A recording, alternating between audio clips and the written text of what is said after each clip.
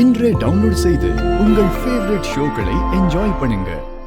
அரவிந்தா, மித்ராவுக்கு ஏதோ நடக்க போகுதுங்கிற பயம் உண்மைதான். மித்ரா பிறந்த நட்சத்திரப்படி அவனுக்கு மார்க்கண்டேய தோஷம் இருக்கு.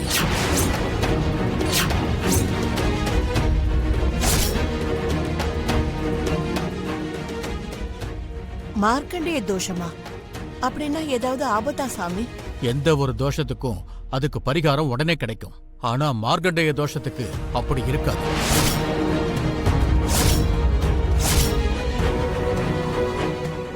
அந்த தோஷத்தோட தாக்கம் எப்படி இருக்கும்னா, பூமியை கார்மேகங்கள் சூழ்ந்த மாதிரி சாவு மித்ராவை சூழ்ந்திருக்கு. அந்த தோஷத்தோட தாக்கம் இருக்கிறவங்க பாதுகாப்பா இருக்கிறது அவ்வளவு சுலபம் இல்லை.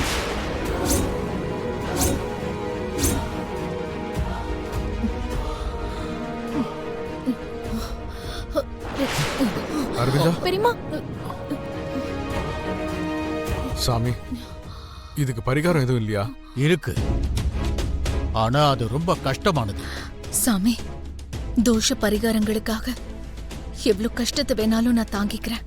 எவ்வளவு ஹோமம் செய்யணும்னாலும் நான் தயாரா இருக்கேன் சாமி. எவ்வளவு கஷ்டமா இருந்தாலும் நான் அதை இஷ்டத்தோட பண்றேன் சாமி. இந்த தோஷ பரிகாரத்துக்கு இந்த பூஜையோ புனஸ்காரங்களோ முக்கியம். மித்ராவுக்கு கல்யாணம் பண்ணணும்.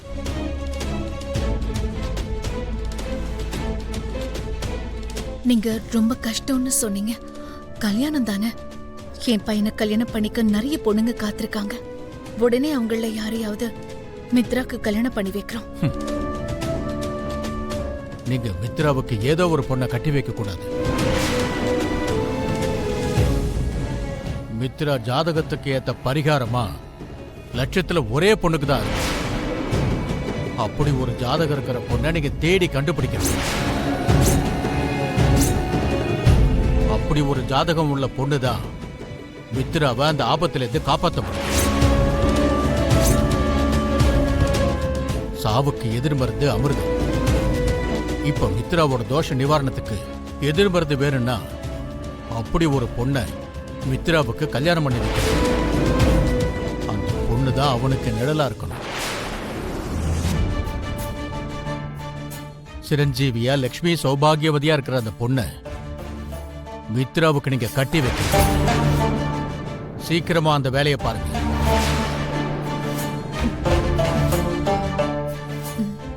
சரிங்க சாமி.